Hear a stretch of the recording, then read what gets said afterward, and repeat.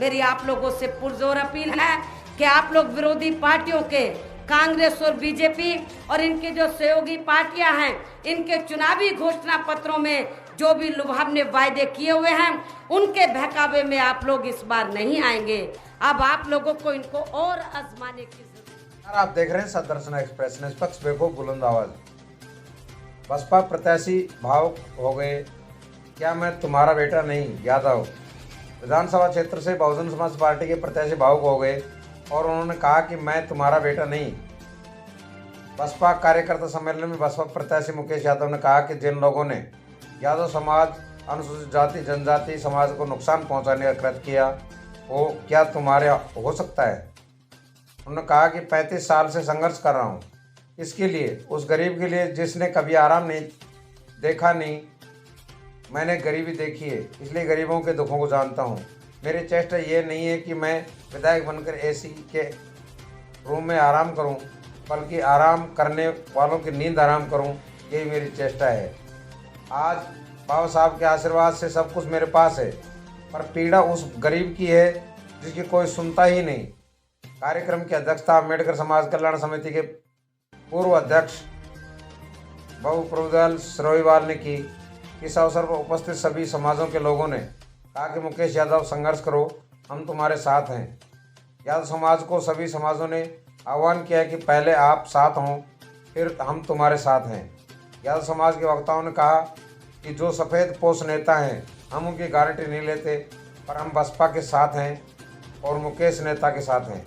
यदि हम ही साथ नहीं हुए तो राष्ट्रीय मान्यता प्राप्त दल हमारे साथ समाज को कभी प्रत्याशी नहीं बनाएगा। इस अवसर पर सभी बसपा कार्यकर्ता व सभी समाजों के लोग सैकड़ों की संख्या में उपस्थित रहे।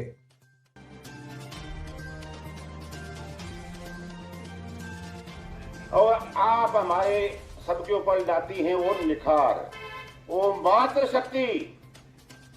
तो अपने दिल से, जिनकी गोद से आप और हम पैदा हुए हैं, तो घर जाके उनको भी इस समाज की तरफ से नमस्कार बोलना। अब आते हैं आज की इस राजनीति की कड़ी की ओर। दिल के अंदर दर्द है, संवेदना है। क्यों रे बोर आ जाओ एक तरफ, एक ही इसी दह की ओर। वो क्यों? ठीक है, मानता हूं कि अपने अपने इंसान के अपने अपने विचार होते हैं, अपनी अपनी विचारधारा होती है। पर लेकिन तो ओवर बहन जी को देख लिया, भाई डॉक्टर को भी देख लिया, फिर आगे अरे भाई बहुत से बोलते हैं आम समाज में सुनता हूं, भाई मुकेश जी थे कि गाय मारती, उन्हीं भी पर तो देख लो। देखो हम तो सबके दिलों की जो आवाज है वो बता रहा हूं मैं, मेरे कोई पर्सनल विचार नहीं है। तो ये पर देख लो भाई, बात बनाते समय दूसरा देख लियो, अरे एक में हो जाओ, साथ बन जाए बात, और अच्छे निकलेंगे दिन रात। मैं चुनाव नहीं लड़ूंगा। किसी ने मेरी हिम्मत बनाई, कहा कि 1500-1700 वोट मुझे मिले हैं, 3200 वोट तुझे मिले हैं, 5000 वोट की दम पर हम रात और दिन मेहनत करेंगे, ये चुनाव को अगली बार 23 में जीतेंगे। मुझे नहीं हो रहा था। कोई व्यक्ति 5 साल कोमा में चला जाए, एक्सीडेंट होकर के हलचल नहीं हो रही, तो हम तो उस स्थिति में थे। और अब क्या करें? इस भाई ने मेरी इतनी हिम्मत बंधा कि हम गांव में जाने लगे, घूम फिरने लगे। किस बसपा को महेंद्र जी बैठा, ओम प्रकाश जी बैठे, धर्मचंद सैनी बैठा, रूपेश बैठा, एक एक गांव गांव जा जाकर के एक एक घर को जगाने का काम के, साथी का निशान पहुंचाने का कि बसपा ही है, कि राष्ट्रीय पार्टी है। जब गांव में गए, हमें धीरे धीरे लोग कहने लगे मुकेश तेरे साथ कोई धोखा नहीं होगा, हम तुझे वोट देंगे। हमारा मन बढ़ गया। जब ये बात आई लास्ट में टिकट तक की टिकट घोषणा कर दी, कितना बुरा हमारे साथ हुआ, कितना रो रहे हैं।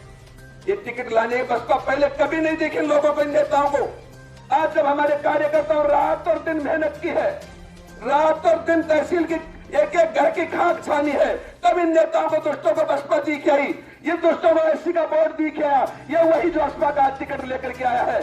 ये जब विधानसभा में था, इसने लिख करके भेजा एससी एसटी का आरक्षण खत्म कर दिया जाए। आज ये रोजगार शर्मा किस बात का वोट का हकदार है, इसका कहना चाहता हूं। इनको बसपा दिखी आई, इनको ओबीसी का वोट दिखी आया। कल जब हरेंद्र यादव चुनाव लड़ रहा था उससे पैसा भी ले लिया और लोगों को कहता घूम रहा था कि महेंद्र को वोट मत देना, देव सिंह को वोट मत देना और फिर वोट दे देना। ये वही रोहतास है, ये वही रोहतास है जब प्रधान जी मदन प्रधान जी को 2.5 साल में हटाने का काम किया था। ये वही रोहतास है जो शारदा यादव प्रधान बनी थी, उसको फर्श बिछाने के लिए यादव समाज पिछली बार बैठा था, गाड़ी भी देने नहीं दी थी।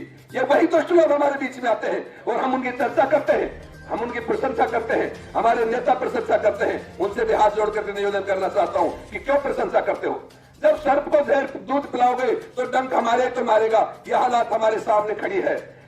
मेरी आप लोगों से पुरजोर अपील है कि आप लोग विरोधी पार्टियों के, कांग्रेस और बीजेपी और इनके जो सहयोगी पार्टियां हैं, इनके चुनावी घोषणा पत्रों में जो भी लुभावने वायदे किए हुए हैं, उनके बहकावे में आप लोग इस बार नहीं आएंगे।